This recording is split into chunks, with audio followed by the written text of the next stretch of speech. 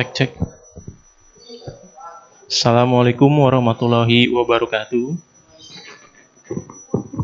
Insya Allah pada hari ini, hari Kamis 28 Desember 2023, PKM Masjid Baitul Tamam akan mengadakan kajian siang rutin yang mana adanya pergantian hari yang biasanya pada hari Rabu, jadi sekarang hari Kamis. Pertama-tama marilah kita ucapkan rasa puji dan syukur kehadirat Allah Subhanahu wa taala yang mana telah memberikan kesehatan dan semua nikmat yang ada di dunia ini kepada kita sehingga kita dapat berkumpul di kajian dan ruangan yang mulia ini. Hari ini kita akan dibimbing oleh Ustadz yang bernama Kiai Haji Jainal Mutakin LC. Tuh Pak Ustadz. Beliau adalah Komisaris Utama Founder MPA, Munajat Perindo Ar-Rahman, dan pengasuh Pondok Pesantren Al-Latifah. Mohon izin Pak Ustadz kalau ada kesalahan penyebutan. Baik, tanpa berlama-lama, mari kita langsung melanjutkan kepada kajian yang dimaksud. Silakan Pak Ustadz, waktu dan tempat kami persilakan.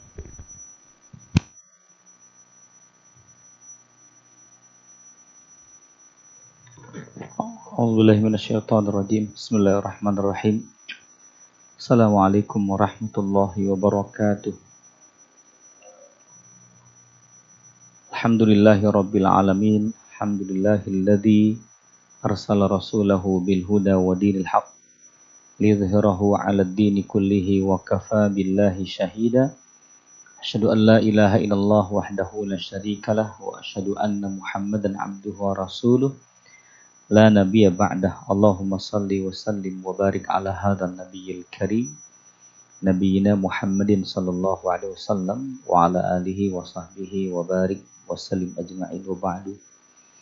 Puji syukur kepada Allah Subhanahu wa taala dengan segala nikmat dan karunia-Nya. Salawat dan salam terlimpah curahkan kepada Rasul mulia, baginda besar Nabi besar Muhammad sallallahu alaihi wasallam, dan kepada para sahabatnya, tabi'in serta tabi'in. Hadirin jamaah yang dirahmati oleh Allah, setiap kita mengimani tentang qada dan qadar. Mudahnya kita fahami qada itu dengan tangan ke depan, qadar dengan tangan ke belakang. Qada, qadar. Qada itu ketetapan Allah yang akan terjadi. Qadar adalah ketentuan Allah yang sudah berlalu. Kita dilahirkan di Tasik, di Subang, di Sumedang, di Banten, di Jakarta, atau Sumatera atau Kalimantan sudah berlalu. Orang nyebutnya udah takdirnya. Begitu ya. Sedangkan yang akan datang pasti akan terjadi pada kita. Dan Allah punya kuasa untuk melakukan hal itu.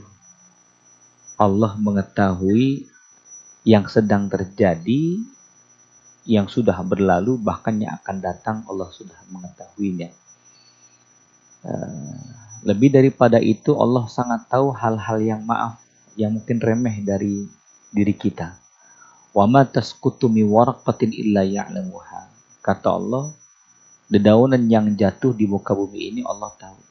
Allah tahu kapan waktu jatuhnya daun tersebut, dari jam, menit sampai detik, dan berapa jumlah daun yang jatuh Pak di pohon, di satu pohon depan rumah kita. Bahkan lebih daripada itu, pepohonan yang jumlahnya banyak tidak bisa kita menghitungnya di atas muka bumi ini. Kalau itu jatuh, Allah sangat mengetahuinya. Apa artinya? Allah tahu hal-hal yang remeh dari hidup kita. Mungkin bersitan hati, betul ya? Dan apa yang kita lakukan saat ini dalam keadaan duduk, tiduran, berjalan, Allah tahu. Lebih daripada itu, Allah Maha tahu apa yang akan terjadi dalam hidup kita. Maka dicatatlah bagi kita Pak, 4 kategori takdir. Yang pertama adalah ajalnya, yang kedua adalah rizkinya, yang ketiga syaqiyun am sa'idun. Apakah dia itu sengsara atau bahagia, sudah dalam catatan Allah Subhanahu wa taala. Hanya saja mungkin kita harus mengambil ilustrasi, Pak.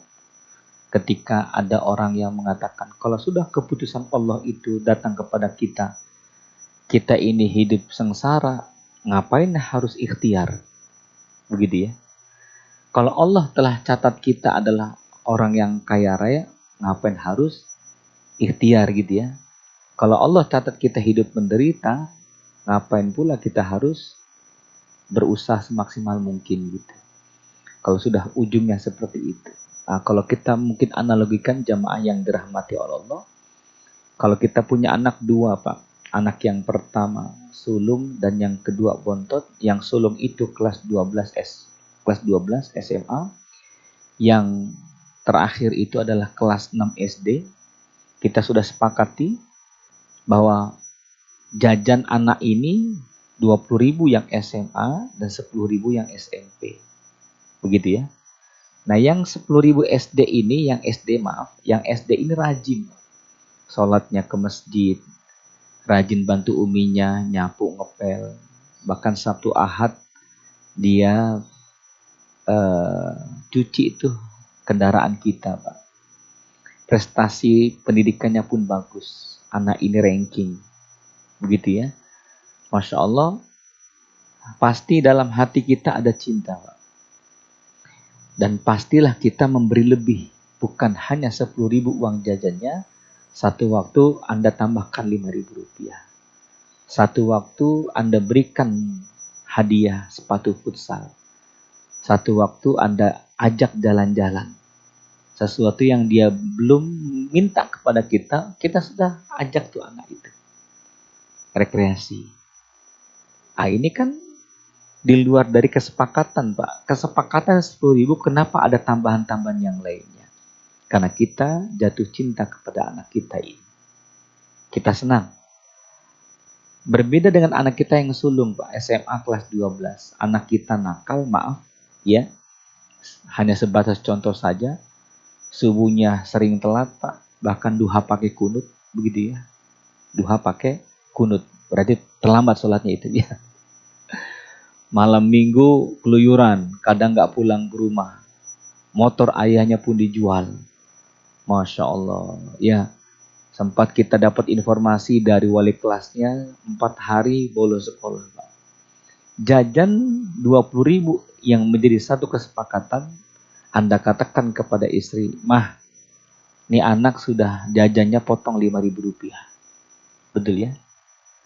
Bahkan kalau sudah emosi memuncak, Anda katakan sudah sepekan ini gak usah jajan, biar anak tuh di rumah aja.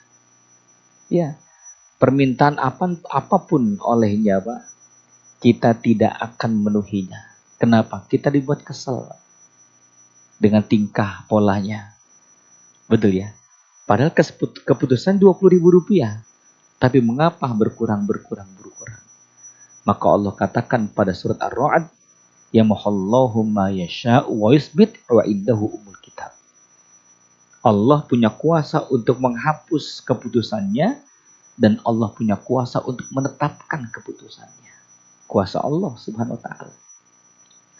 Maka kalau kita melihat ada hambanya yang saleh, Pak, yang rajin taat kepada Allah, walaupun maaf gajinya hanya 3 juta, 5 juta. Allah lebihkan, Pak, dengan cara apa? Hadirnya anak yang soleh. Dengan cara apa? Istri yang taat kepada suaminya. Dengan cara apa? Ayah ibunya yang sakit Allah sembuhkan. Dengan cara apa? Dimudahkan ia berangkat haji ke Baitullahil Haram. Walaupun tidak punya uang. Kok bisa seperti itu? Ya, karena dia seorang karyawati terbaik di perusahaannya, Pak. Kami pernah ngajar di Gatot Subroto, seorang karyawati mendapatkan reward penghargaan dari perusahaannya haji untuk 2 orang. Masya Allah. Dia katakan kepada pimpinannya, terima kasih Pak, tapi haji ini saya hadiahkan untuk ayah ibu saya. Hah. Dengan uang 5 juta rupiah, mustahil Pak bisa pergi haji. Tapi kalau Allah sudah mencatat takdir-takdir kebaikan untuknya, mengapa? Karena dia sedang menjemput takdir kebaikan, Pak. Iya. Berbeda dengan anak kita yang nakal tadi, Pak. Ya, maka diambillah nikmat-nikmatnya, Pak. Begitu pula Allah melihat hambanya yang nakal. Gajinya 150 juta. Tapi nggak sholat, Pak. Nggak ibadah kepada Allah. Banyak melakukan kemaksiatan. Allah kurangi dengan cara Allah Subhanahu wa Ta'ala. Bagaimana? Allah jadikan istrinya gagal ginjal, Pak. Harus cuci darah setiap 2 pekan sekali. Dan itu sudah 8 tahun dilakukan. Puncaknya adalah transplantasi ginjal. Betul tidak? Dengan harga 1 miliar. Kebetulan teman melakukan hal tersebut dan gagal kemudian meninggal dunia. Pada puncak karir yang tinggi, pada nikmat yang luar biasa banyaknya, tapi ia tinggalkan Allah, cenderung melakukan kemaksiatan, maka Allah habiskan tuh nikmat yang datang darinya dengan cara Allah Subhanahu wa Ta'ala. Nah, ini jamaah yang dari Allah. Lalu bagaimana masa depan kita? Bisakah berubah? Ya, bisa. Dengan 2 hal. Kita sering mendengar dari orang tua kita, kalau ingin berubah nasibmu sayang, yang pertama banyak-banyak doa. Yang kedua ikhtiar yang maksimal. Kan gitu ya? Ya. Yang pertama adalah banyak-banyak doa, Pak. La yuraddul qada'u illa bid-du'a. Tidak ada yang bisa merubah ketentuan yang telah Allah tetapkan kecuali dengan doa. Kecuali dengan doa, Pak. Doa itu bisa merubah nasib kita. Iya. Kenapa? Karena kita sedang merayu Allah Subhanahu wa Ta'ala. Kalau kita banyak dekat dengan Allah, merayu Allah, masa Allah tidak mengijabah permohonan hambanya? Jamaah yang dirahmati Allah, ada kisah 2 pemuda, Pak. 2 pemuda kakak beradik, si kakak doyan maksiat, si adik rajin taat. Si kakak yang maksiat terus tiba-tiba terenyuh melihat anak adiknya yang melakukan ketaatan kepada Allah dan berkeinginan untuk bertaubat. Sedangkan sang adik yang rajin taat kepada Allah berkeinginan seperti kakaknya. Wah, saya sering taat kepada Allah, masa nggak pernah merasakan maksiat kayak apa sih? Begitu ya. Perasaan itu muncul, jadi tekad, Pak. Jadi tekad, jadi kekuatan di dalam hati untuk melakukannya. Singkat cerita, kakaknya yang doyan maksiat bertaubat, dia ambil wudhu, dia sholat, Pak. Ya, dia baca Quran. Si adik yang rajin ibadah, dia ingin mencicipi maksiat dengan minum minuman keras sambil ada niatan untuk memanggil wanita. Berzina. Apa yang terjadi? Niatan itu muncul pada 2 pemuda ini, kakak beradik, dan melakukan hal yang sama dua-duanya. Si kakak melakukan ketaatan, si adik melakukan kemaksiatan. Terjadilah gempa, rumah itu hancur, dua-duanya tewas. Yang pertama, Allah menjemputnya mendapatkan rahmatnya. Yang kedua, Allah menjemputnya mendapatkan azabnya. Lihat, Pak, Masya Allah. Pelaku maksiat berujung dengan husnul khotimah. Yang melakukan ketaatan berujung kepada husnul khotimah. Ada apa ini? Nah, jamaah yang dirahmati Allah, unik nih. Riwayat disebutkan bahwa kakak beradik ini, 2 kakak abang dan adik ini memiliki ibu, di mana sang ibu itu banyak mendoakan abangnya yang melakukan maksiat ketimbang adiknya yang taat. Itulah kita. Betul? Itulah kita, Pak. Kita ini sering mendoakan anak kita yang nakal. Anak kita yang baik, maaf mungkin jarang kita doakan, Pak. Sesungguhnya anak kita yang baik pun butuh doa. Apa doanya? Agar dia istiqomah dalam kebaikannya. Betapa doa itu bisa merubah takdir Allah Subhanahu wa Ta'ala. Yang kedua adalah perubahan takdir itu dengan ikhtiar. Ya, surat Ar-Ra'd ayat 11. Apa Allah katakan? Allah mengatakan, innallaha la yughayyiru ma biqaumin hatta yughayyiru ma bi anfusihim. Allah tidak merubah nasib satu kaum sampai ia mampu merubah dengan dirinya sendiri. Betul ya? Nah, ini jamaah yang dirahmati Allah. Disebutkan lagi oleh ulama, alal mar'i ayyas'a ilal khairi juhdah wa laysa alaihi an tatimal maqasid. Tetaplah berikhtiar walaupun keberhasilan itu di tangan Allah Subhanahu wa taala. Ini penting, Pak. Ya. Seseorang seharusnya berusaha sekuat tenaga untuk mencapai cita-cita baiknya, tapi ia tidak akan menetapkan keberhasilannya. Artinya, doa ikhtiar harus dibungkus dengan tawakal kepada Allah Subhanahu wa taala. Begitu ya. Di daerah Telaga Asi, Pak, Cikarang Barat itu ada seorang bapak yang daftar ONH Haji Furoda. Berapa tuh harganya, Pak, biasanya? Haji Furoda berapa, Pak? 400 juta, Pak. Dia dengan istrinya 800 juta. H-3 menjelang keberangkatan, pihak travel datang. Assalamualaikum, Pak. Waalaikumsalam, Ustadz. Gimana nih, 3 hari lagi kita berangkat? Sang Ustadz tidak bisa tersenyum. Ada apa, Ustadz? Ustadznya menginformasikan bahwa maaf, Pak, hajinya visa keluar hanya 1 saja. Visa ibu tidak keluar. Alias bapak aja yang bisa berangkat, ibu tidak bisa berangkat. Masya Allah. Sang suami menangis, memeluk istrinya, dan minta izin untuk berangkat. Istrinya tambah nangis, Pak. Nggak tega melihat istri menangis, maka sang suami memutuskan, Pak Ustadz, tahun ini saya batalkan, saya berangkat pergi haji. Saya minta tolong reschedule lagi tahun depan saja. Tahun depan pun nggak berangkat, Pak. Kenapa? COVID. Gitu ya. Dari 19, 2020, 2021, 2022 kemarin bisa berangkat, Pak. Mana keputusan kita yang bisa memastikan untuk bisa berangkat saat itu juga. 5 bulan menjelang keberangkatan, dia daftar, Pak. Dengan bilangan angka yang fantastis. Betul ya? Inilah dikatakan oleh ulama.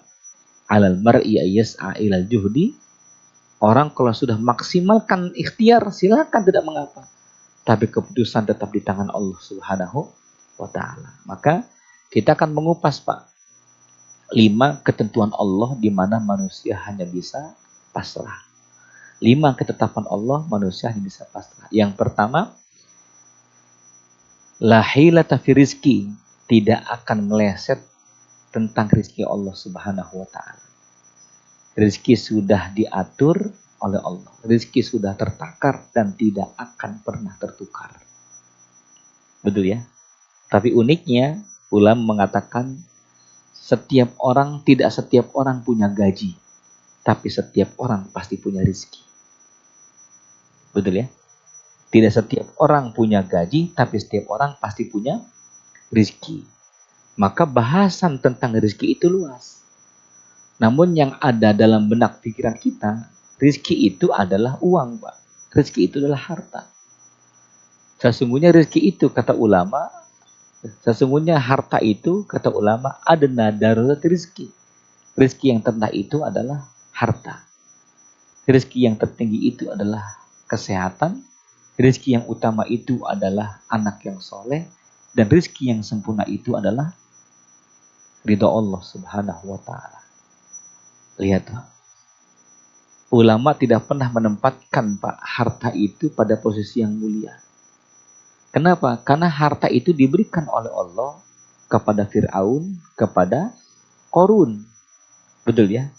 Tapi Allah berikan juga kepada Sulaiman dan kepada Utsman bin Affan serta Abdurrahman bin Auf yang kaya raya. Tapi konteksnya, kalau harta yang banyak itu diberikan oleh dari Allah kepada hamba-hamba yang taat, itu namanya harta yang penuh berkah. Apa buktinya? Kekayaan yang dimiliki Nabi Allah Sulaiman tidak pernah menjadikan dia sombong. Istana yang megah, lantai yang terbuat dari kaca, di bawahnya air yang mengalir, Pak, ya, dengan ikan-ikan yang banyak. Dan Bilqis datang terpesona mengatakan, Anna laki halaka hadha ya Sulaiman. Dari mana engkau dapatkan ini? Tidak ada setitik pun di hadis Sulaiman bahwa ia mengatakan ini karena kehebatan aku. Ini karena aku nabi, tidak.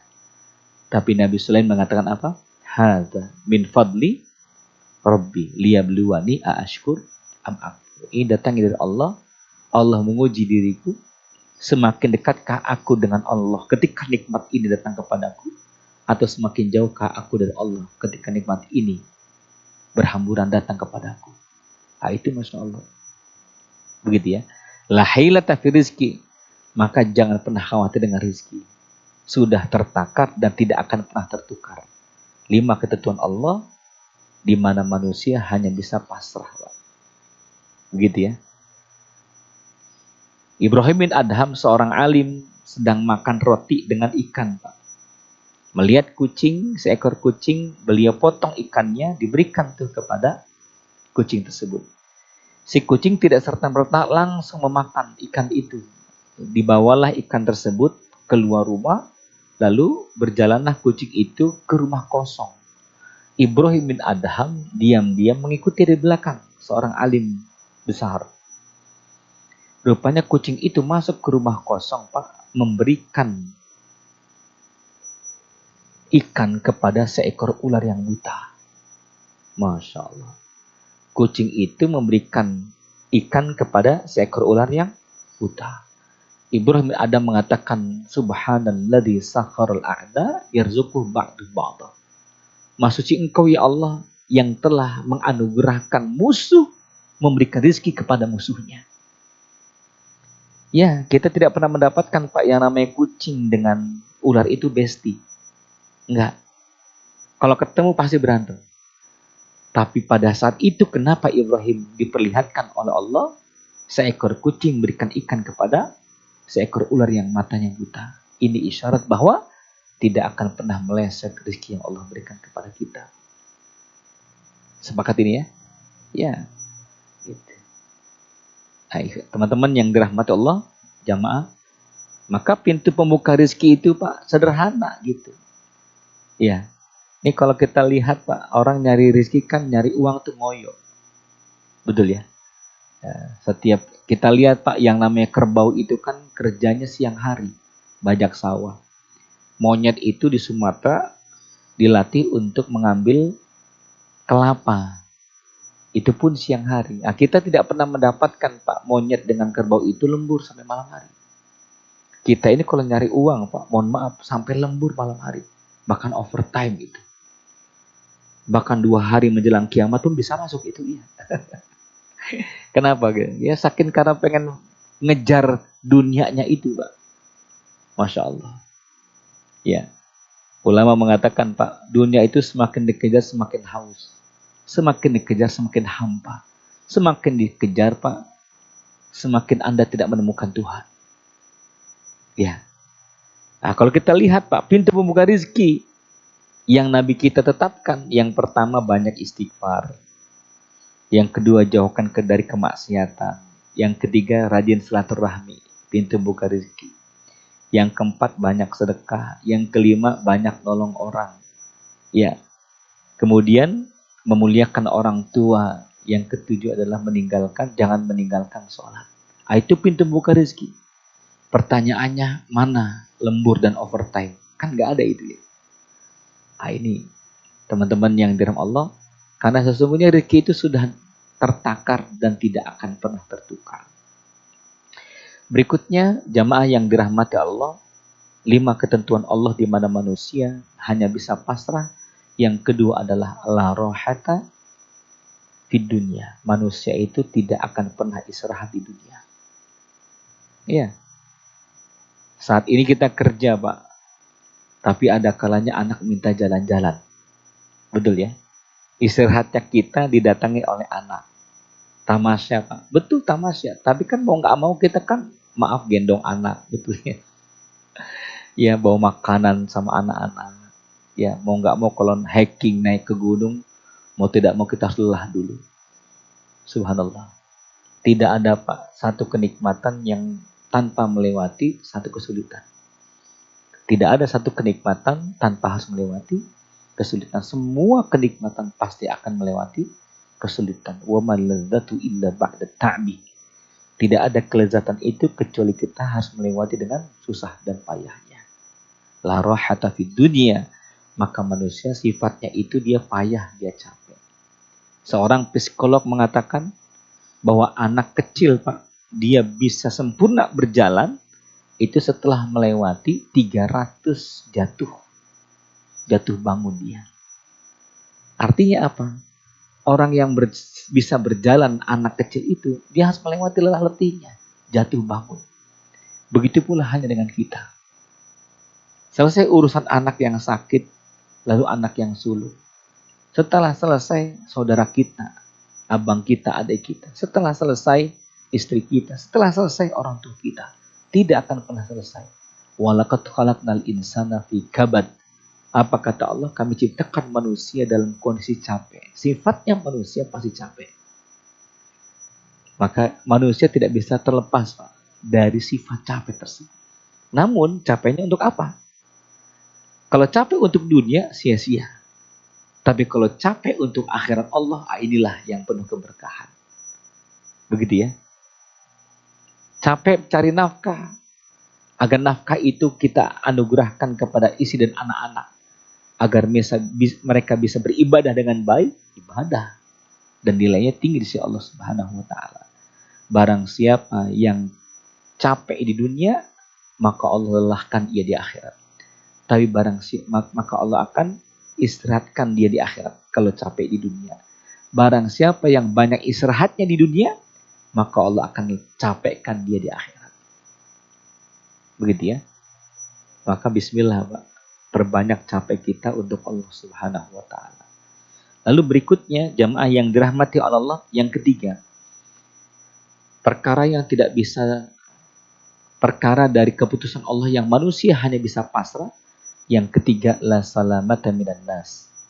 Tidak akan pernah manusia selamat dari ucapan orang lain.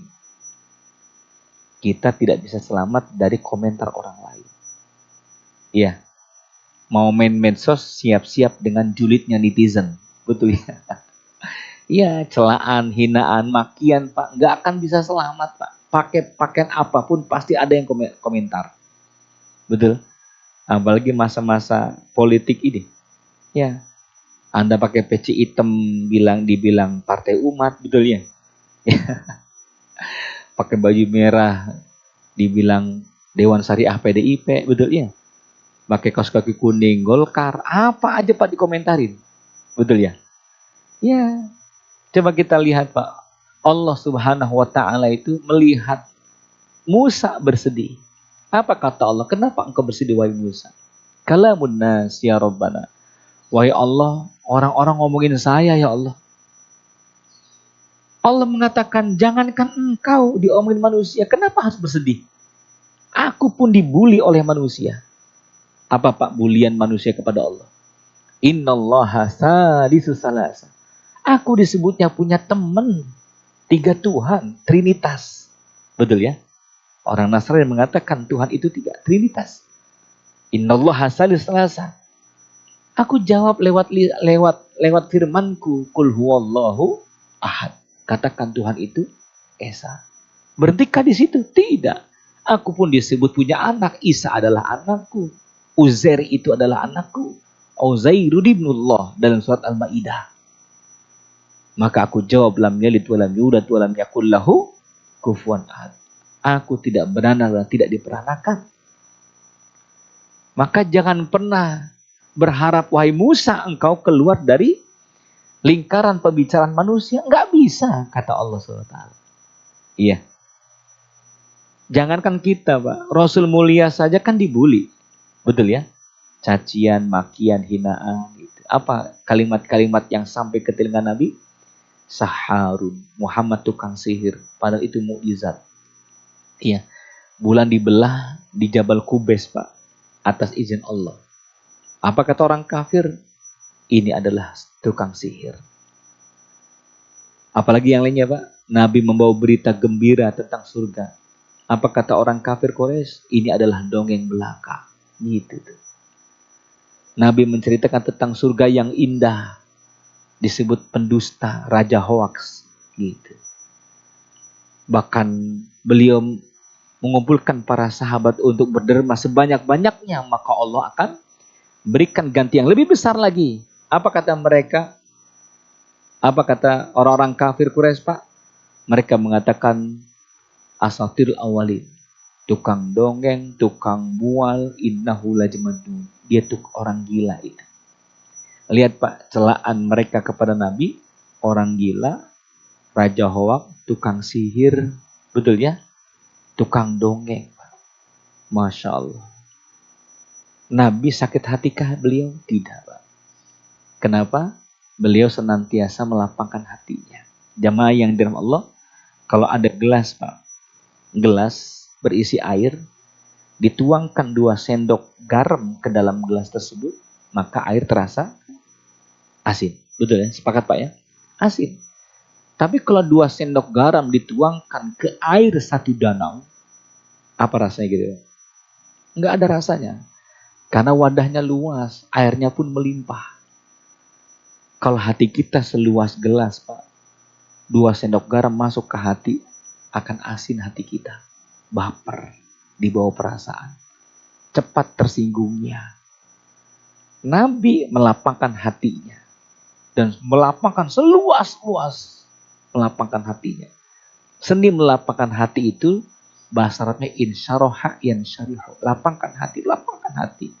Maka turunlah ayat alam nashrah laka sadrak. Bukankah aku telah lapangkan hati? Maka celaan, cacian, makian, hinaan gak pernah selesai Pak ke telinga Nabi. Tapi Nabi melapangkan hatinya. Selesai urusan. Dan yang perlu kita lakukan adalah jangan sampai ucapan manusia menguasai hati kita Pak. Betul ya? Jangan sampai ucapan manusia menguasai hati kita. Ya. Ada kalanya celaan orang lain kepada kita, cacian, makian, tetangga, kerabat, sahabat kepada diri kita, bisa jadi gambaran yang sebenarnya tentang diri kita, Pak. Ya, tuh si fulan itu. Jarang sholat. Kalau di luar itu nggak bener, pelaku maksiat. Terdengar lewat telinga kita, Pak, kalimat tersebut. Jangan langsung marah. Lihat diri. Bisa jadi itu gambaran yang sebenarnya tentang diri kita. Betul ya? Karena kita nggak mampu mengaca tentang diri kita langsung dengan diri kita sendiri. Ada kalanya orang lain Pak menegur kita dengan cara seperti itu. Cacian orang lain kepada diri kita bisa jadi gambaran yang sebenarnya tentang hidup kita. Sebaliknya, pujian-pujian orang lain kepada kita Pak bisa jadi bukan gambaran yang sebenarnya tentang diri kita. Betul ya? Kita disebut ahli tahajud. Oh, si fulan rajin ke masjidnya. Pasti malamnya tahajud. Siangnya duha. Senin Kamis pasti puasa terus. Terdengar lewat telinga kita. Anda bangga. Kita bangga, Pak. Padahal hati kecil mengatakan, enggak ya Allah. Jauh banget. Boro-boro tahajud. Betul ya? Iya. Boro-boro sholat duha kita, Pak. Ya. Tahajud aja kesiangan terus, betul ya? Ini mohon maaf ini. Kadang kita mendapatkan pujian itu terasa itu gambaran kita sebenarnya, padahal tidak sama sekali. Masya Allah. Lihat Pak, Umar bin Khattab radhiyallahu anhu. Beliau mengatakan, "Lau nada mudarin fis sama, lau anna ahadan minan nasi dakhala an-nar lakuntu fihi." Kata beliau. Apa kata Umar bin Khattab? Andai kata ada teriakan di langit, salah satu di antara penduduk bumi ini masuk neraka, aku di antaranya, aku orangnya. Coba Pak. Kalau ada panggilan dari langit, satu orang masuk neraka, aku orangnya. Para Umar bin Khattab, Pak, tahajudnya nggak pernah lepas. Para Umar bin Khattab, jiwa sosialnya tinggi. Ketika beliau dimandikan jasadnya itu, pipinya menganak sungai dan pundaknya menghitam legam. Pipi menganak sungai karena banyak tahajud dan menangis di malam gelap gulita. Dan pundak menghitam legam karena banyak memanggul gandum Pak, diberikan kepada fakir miskin. Tapi beliau mengatakan kalau ada teriakan satu orang penduduk masuk neraka, akulah di antaranya. Masya Allah Pak. Betul ya? Maka ketika ada cemooh, cacian, makian, komentar orang lain Pak, janganlah sampai menguasai hati kita. Ini poinnya. Yang ketiga, la salamata min kalamin nas. Manusia tidak akan selamat dari ucapan manusia yang lainnya. Sepakat Pak ya? Baik, lanjut yang terakhir. Ini 4. Ustaz bukannya 5, ini 4 yang terakhir, yang kelima paling terakhir. Betul ya? Jadi ada yang terakhir, ada yang paling terakhir. Yang keempat, la roda liqada'illah. Tidak ada yang terlepas dari ketentuan takdir Allah Subhanahu wa taala. Ada takdir baik, Pak. Takdir baik. Apa takdir baik itu? Seorang office boy dipanggil oleh manajernya, ya, dihadiahkan umroh. Tawaf bareng kita, Pak. Sambil lihat Ka'bah dia mengatakan, Ustadz nggak nyangka ya, saya bisa umroh Ustadz. Padahal punya uang sebulan 5 juta aja nggak sampai Ustaz. Ini saya bisa umroh. Kenapa? Allah takdirkan kebaikan kepadanya. Betul ya? Ya. Ada orang Allah berikan takdir buruk kepadanya. Hati-hati Pak. Allah berikan takdir buruk di dunianya untuknya. Itu bukan untuk mengazabnya. Kalau dia masih beriman kepada Allah. Kalau dia tidak beriman kepada Allah namanya azab. Tapi kalau dia masih ada iman kepada Allah dan punya amal soleh, bukan azab. Ada kalanya Allah berikan takdir buruk kepadanya agar ia diselamatkan oleh Allah dengan takdir buruk yang lebih buruk darinya. Apa contohnya Pak? Kami punya guru bercerita Pak, di Riyadh. Riyadh itu negeri dekat Saudi. Ada seorang pemuda itu jatuh hati dengan tetangga ujung rumahnya. Dia katakan kepada ayahnya, ayah please ayah, bisakah datang ke sana? Kita lamar ayah. Ayo. Dilamar oleh ayahnya, berikut dengan anaknya. Anak perempuan ini Pak, si gadis ini tidak begitu respon. Maka si pemuda mengatakan, ayah tolong ayah, bagaimana caranya agar bisa wanita itu jatuh hati kepada saya ini. Ayah kaya raya mengatakan, bismillah kita sedekah sebanyak-banyaknya. Kumpulkan anak-anak yatim kita sedekah. Gitu tuh. Iya. Tidak cukup di situ, ayah dan anak umroh Pak. Dan dia punya relasi ulama-ulama di Mekah. Dia datangi ulama-ulamanya, minta doa agar anaknya dimudahkan untuk nikah dengan gadis pujaan hatinya. Pulang dari umroh Pak, malah ditolak. Masya Allah, luar biasa. 3 hari berikutnya wanita itu menikah dengan pemuda lainnya. Coba bayangkan Pak, kurang apa coba? Sedekah udah, betul ya? Apalagi Pak? Hah? Umroh udah, doa minta sama ulama-ulama Masjidil Haram sudah. Pak, minta doa dari ulama di Masjidil Haram tuh nggak mudah. Sekali ulama Masjidil Haram mengatakan amin, itu bisa diijabah oleh Allah. Kan mereka punya kebiasaan amal-amal soleh dekat dengan Masjidil Haram. Nah kok tiba-tiba berubah? Si wanita ini menikah dengan pemuda lainnya. Masya Allah. Ayahnya memeluknya. Sayang, pasti ada yang terbaik yang Allah berikan. Untuk Anda sayang. Untuk kamu nak. Dipeluk tuh anaknya. Apa yang terjadi Pak? Sebulan kemudian dari pernikahannya, mendapatkan berita si ayah ini bahwa wanita itu jatuh sakit Pak. Kena kanker payudara stadium 3. Maaf, harus diangkat dada sebelah kanannya. Bulan berikutnya sebelah kirinya diangkat. Karena sudah merembet. Bulan berikutnya sampai ke otaknya. Lumpuh Pak. Masya Allah.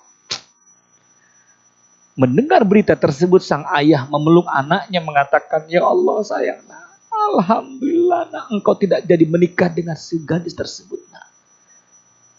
Karena Allah Maha tahu engkau tidak sanggup merawat sakitnya. Mungkin pemuda itu yang sanggup merawat sakitnya. Engkau gak sanggup. Allah berikan takdir buruk kepada engkau agar engkau selamat dari takdir yang lebih buruk dari yang pertama ini. Betul Pak? Ya, kata kuncinya Bapak yang dalam Allah, Allah itu tidak pernah memberikan takdir buruk kepada hambanya. Sampai pun kita sakit Pak, itu bukan keburukan yang Allah berikan. Bisa jadi dengan keburukan sakit yang Allah berikan, Allah cegah kita dari keburukan yang lebih besar. Betul ya? Ini nih, la radha liqada'illah. Tidak akan ada orang yang terlepas dari takdir Allah Subhanahu wa taala, Pak. Enggak ada yang bisa lepas. Baik dan buruk Allah sudah siapkan kepada kita, Pak. Itulah pentingnya kita punya iman. agar kita bisa menerima semuanya. Begitu ya. Yang terakhir, jamaah yang dirahmati oleh Allah Subhanahu wa taala, yang terakhir adalah la radda la najata wala syafa'ata fil maut. Tidak ada orang yang bisa selamat dari kematian dan tidak bisa dimajukan serta dimundurkan. Apa Allah katakan? Walikulli ummatin ajal. Setiap umat itu ada ajalnya. Kita berpikir wah umat ada ajalnya berarti banyak jumlahnya. Iya. Kalau Allah berkehendak satu umat jumlah yang besar bisa mati seketika, Pak. Bisa nggak? Bisa. Kaum Ad, kaum Samud. Bom habis, Pak. Negeri Sodomi. Kaum Nabi Lut, bom habis sama Allah SWT. Mudah bagi Allah. Apalagi hanya satu. Betul ya? Apalagi yang lainnya. Tsunami. 2005. Betul Pak Haji ya? Di 2004 ya? 2004. Itu sampai 200.000 orang tewas. Gaza sekarang berapa jumlah sudah Pak? 20.000 orang Pak. Kita mengatakan itu kan di luar negeri, di sini ada nggak? Ini baru kemarin Pak, COVID. Berapa ratus ribu orang yang tewas. Dekat kami Pak ada makam kuburan, itu 16 ambulan setiap hari lewat. Masya Allah Pak, mencengangkan sekali, menggelisahkan. Kalau Allah mampu mematikan jumlah yang banyak dalam duf'ah wahidah, sekali pencet tombol, bagaimana untuk satu orang lebih mudah bagi Allah SWT. Betul ya? Faiza ja'ajaluhum la yastakhiruna sa'atan wa la yastaqdimun. Kalau sudah datang ajalnya, tidak bisa dimaju, tidak bisa dimundurin. Pengen buru-buru mati, bunuh diri karena banyak hutang. Kalau Allah belum tentukan kematian, nggak bisa mati, Pak. Loncat ke dalam sumur, Pak. Nggak taunya sumurnya dangkal, sejengkal. Bukannya mati, kecengklak. Betul ya? Diurut dah tuh. Ya. Betul ya? Nah, ini Masya Allah, Pak. Tapi ada orang yang memang jadwalnya mati. Walaupun sudah hati-hati, tetap mati, Pak. Lihat rumusnya, Pak. Al-hadr la yamna'ul maut. La yamna'ul qadar. Kehati-hatian tidak mencegah takdir. Sekali lagi. Kehati-hatian tidak mencegah takdir. Kami punya teman dekat, Pak. Mohon maaf nih. Bapak jamaah yang Allah. Istrinya dokter paru-paru, bahkan doktor S3. Suaminya magister S2 dan dokter juga. Dua-duanya dokter. Masya Allah tuh. Punya anak 3, anak yang ketiga kena DBD, Pak. Maka dirawatlah di rumahnya. Ibunya ahli paru-paru. Masya Allah. Apa yang terjadi? Panas tinggi, ibunya sedang banyak tamu, dan menikmati bersama tamu dan meninggal dunia Pak di dalam kamarnya. Stres itu sang bapak. Telepon kepada kami, amalan apa yang bisa menjadikan istri yang gak stres Ustaz? Diceritakan semuanya. Saya gak nyangka istri saya kan dokternya doktor. Betul ya? Gak ada yang bisa Pak tercegah dari kematian. Betul ya? Iya. Valentino Rossi saja Pak, ngebut terus nggak mati-mati, betul kan? Betul. Nggak pernah kita lihat Valentino Rossi menaik motor pelan Pak, tapi ngebut terus, nggak mati-mati karena belum jadwalnya datang kematian. Tapi pengunjung Monas 2006 dari Bogor 6 orang Pak, naik komuter turun di Juanda, nyebrang di pedestrian tempat pejalan kaki. Ada mobil sedan melesat dengan cepatnya, nabrak 6 orang tewas. Masya Allah. Bukankah jalannya di pinggir jalan? Bukan di tengah-tengah. Kalau sudah datang ajalnya. Begitu ya. Inilah jamaah yang dari Allah. Imam Syafi'i mengatakan, janganlah engkau takut dengan kematian. Dan jangan takut berperang karena akan datang kematian. Perang akan mati dengan jihad. Enggak.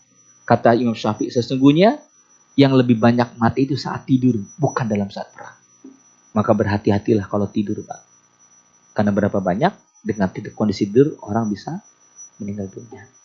Baik, ini saja kiranya ada 5 ketentuan Allah di mana manusia hanya bisa pasrah saja. Yang terakhir adalah La najata wala syafa'ata fil maut. Tidak ada yang selamat dari kematian dan tidak bisa dimajukan serta tidak bisa dimundurkan. Karena itu pertebal iman dengan memperbanyak ketaatan kepada Allah, maka kita akan menerima semuanya, menjalani semuanya, dan di sanalah datang pahala Allah Subhanahu wa taala yang disebut dengan ridho.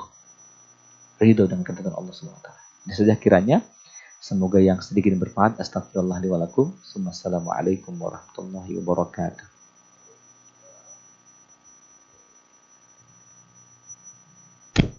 Baik, terima kasih Pak Ustadz atas kajiannya.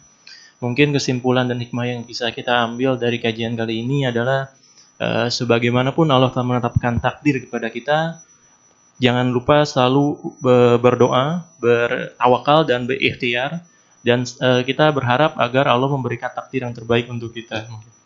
Baik, di akhirnya tiba juga di penghujung acara, dan kebetulan mungkin penghujung tahun 2023. Semoga mudah-mudahan semua kajian yang kita ikuti di tahun ini dapat menjadikan kita pribadi yang lebih baik di tahun yang akan datang. Amin ya rabbal alamin. Baik, saya sebagai MC undur diri. Mohon izin atas kesalahan atau mungkin kekhilafan kata. Assalamualaikum warahmatullahi wabarakatuh.